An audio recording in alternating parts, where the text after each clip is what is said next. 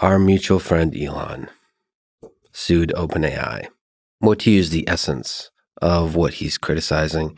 To what degree does he have a point? To what degree is he wrong? I don't know what it's really about.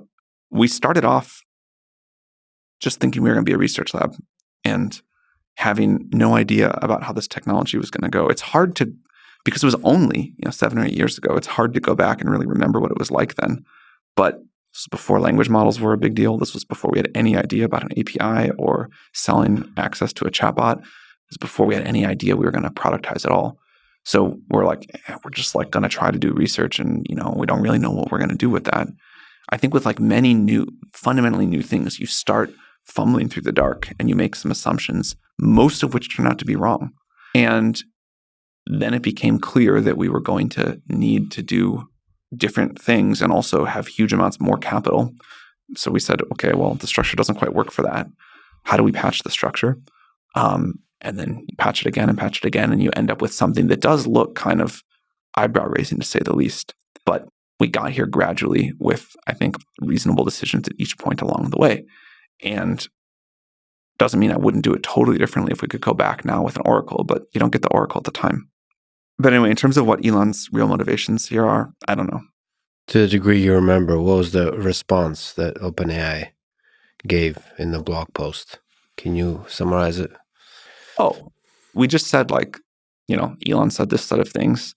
Here's our characterization, or here's the sort of, not our characterization, here's the characterization of how this went down. We tried to not make it emotional and just sort of say here's the history.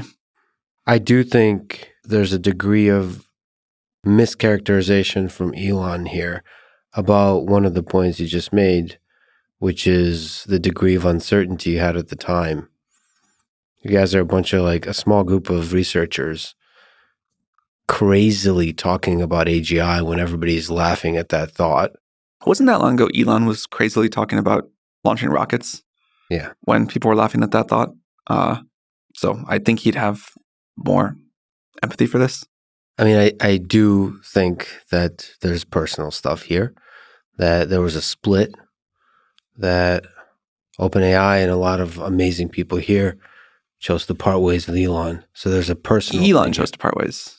Can you describe that exactly? The choosing to part ways? He thought OpenAI was going to fail. He wanted total control to sort of turn it around. We wanted to keep going in the direction that now has become OpenAI. He also wanted Tesla to be able to build an AGI effort. At various times, he wanted to make OpenAI into a for-profit company that he could have control of or have it merge with Tesla. We didn't want to do that, and he decided to leave, which that's fine. So you're saying, and that's one of the things that the blog post says, is that he wanted OpenAI to be basically acquired by Tesla. Yeah. In the same way that, or maybe something similar, or maybe something more dramatic than the partnership with Microsoft. My memory is the proposal was just get acquired by Tesla and have Tesla have full control over it. I'm pretty sure that's what it was.